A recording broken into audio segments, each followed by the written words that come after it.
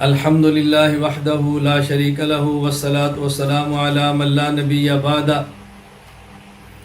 محرم الحرام عظمت کا مہینہ ہے، حرمت کا مہینہ ہے، احترام کا مہینہ ہے، لیکن اس کا معنی یہ ہے کہ سنت کے ساتھ گزارا جائے، بدعات سے اجتناب کیا جائے۔ محرم الحرام میں کتنی بدعات شروع کر دی گئی ہیں، تعزیہ نکالنا، الیاذ باللہ، پھر اس کی پوجا کرنا، ذوالجناح گھوڑا نکالنا، اس کے نیچے سے خواتین کو گزارنا، بچوں کو گزارنا، ناجائز قسم کی منتیں مانگنا، محرم الحرام میں نوحہ کرنا، عورتوں کا زور زور سے چیخنا، نامحرم مردوں کے ساتھ مجالس میں شرکت کرنا، گناہ کی مجلسوں میں شریک ہونا، مردوں کا ماتم کرنا، زنجیر زنی کرنا، یہ سب ناجائز اور حرام ہیں۔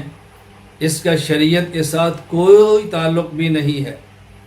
کسی بڑے کے جانے پہ غم، یہ طبیعت اور فطرت ہے، چھوٹے کے جانے پہ غم، یہ طبیعت اور فطرت ہے، بغیر اختیار کی آنکھ سے آنسو نکل جانا، یہ طبیعت ہے، لیکن باقاعدہ اس کی محفلیں سے جانا کہ روئیں گے، پھر غم کریں گے، پھر ماتم منائیں گے، زنجیر زنی کریں گے، یہ خرافات ہے۔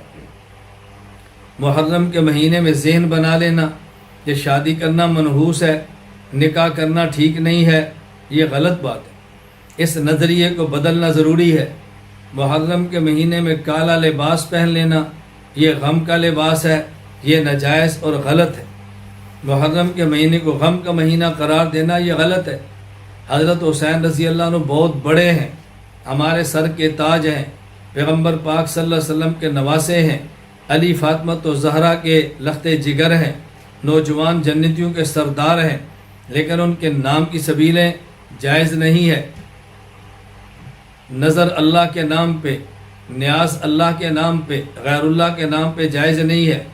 پھر سبیلوں کے لیے محرم کو خاص کرنا، یہ بھی ٹھیک نہیں ہے۔ جس طرح محرم میں سبیل لگے، آپ ہر ایسی جگہ کا انتخاب کریں جہاں پانی کی ضرورت ہے، لوگ مستحق ہیں، غریب کو پانی چاہیے، آپ اس کا اہتمام کریں۔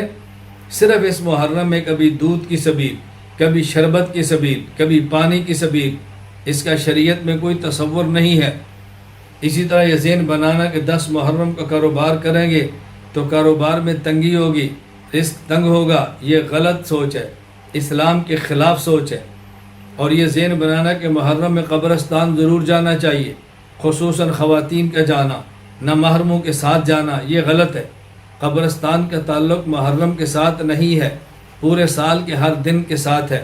قبرستان جایا کرو، رسول اکرم صلی اللہ علیہ وسلم نے ترغیب دی ہے۔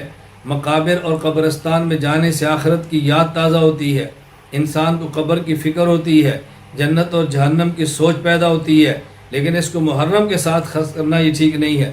یہ میری گزارشات اہل سنت والجماعت کے لیے ہیں، جو میرے عقیدے کے ہیں، جو میرے مسلک کے ہیں، جو میرے ہم ذہن ہیں۔ میں ان کے لیے گزارشات کر رہا ہوں کہ یہ کام آپ نے نہیں کرنے، کوئی کرے تو اس کا مسئلہ، ہمیں اس سے غرض نہیں ہے۔ ہمیں اپنے نوجوانوں کو، اپنے بوڑھوں کو، اپنے بچوں کو، اپنی خواتین ماں اور بہنوں بیٹیوں کو خرافات سے بچانا ہے، بدعات سے بچانا ہے، اور ان تمام کو سنت پہ لگانا ہے۔ اللہ تعالی ہم کو اتباع سنت کی توفیق دے اور بدعات سے بچنے کی توفیق عطا فرمائے۔ وآخر دعوانا الحمدللہ رب العالمین۔